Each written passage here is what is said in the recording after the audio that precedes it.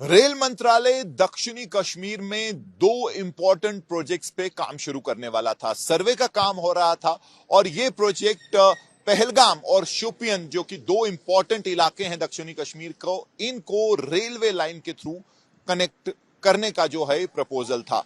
लेकिन पहले दिन से ही इसके खिलाफ बात होना शुरू हुई और खासकर जो दक्षिणी कश्मीर के आम लोग हैं, जिसमें ज्यादातर जिनका व्यवसाय सेबों की खेती और उसके साथ एग्रीकल्चरल एक्टिविटीज के साथ जुड़ा है, वो बहुत परेशान थे और पहले दिन से ही इसके खिलाफ बात कर रहे थे। क्योंकि अगर ये प्रोजेक्ट बनता और इसका कंस्ट्रक्शन का काम शुरू होता तो बहुत बड़ा इलाका जिसमें सेब के बाग थे और उसके साथ साथ एग्रीकल्चर एक्टिविटी जहां होती थी, क्योंकि वही एक मेन व्यवसाय है जो कमाई और लाइवलीहुड का जरिया है वहां के लोगों का, इससे हजारों फैमिली जो है प्रभावित होती।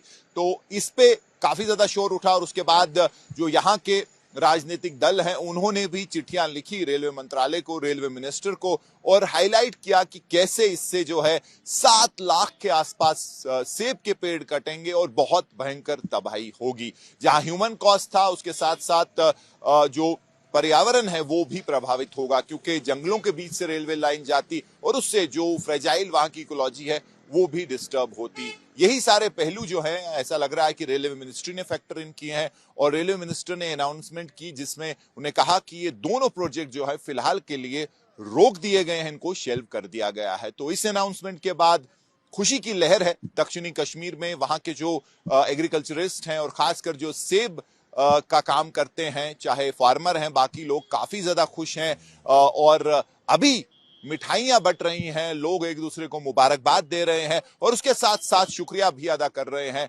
रेलवे मिनिस्ट्री का, गवर्नमेंट ऑफ इंडिया का, कि उन्होंने जो एक जेन्युइन कंसर्न थी लोगों की वो समझी और एक ऐसा फैसला लिया जो प्रो पीपल था, वहां के लोगों के हक में था। और इससे न सिर्फ लोगों का जो लाइवलीहुड है वो बचेगा, बल्कि पर्यावरण और प्रकृति को जो डैमेज होने वाला था वो भी रुक जाएगा। रेलवे लाइन डेवलपमेंट जो है सही है, लेकिन ये लोगों के कॉस्ट और जो इलाके का जो एनवायरनमेंट है, जो जंगल है, उस कॉस्ट पे नहीं होना चाहिए था। तो खुशी की लहर।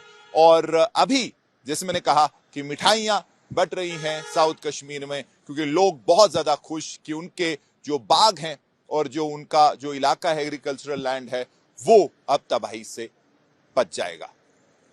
कैंपस सन तारिक लोन के साथ मीर फरीद, श्रीनगर, आज तक।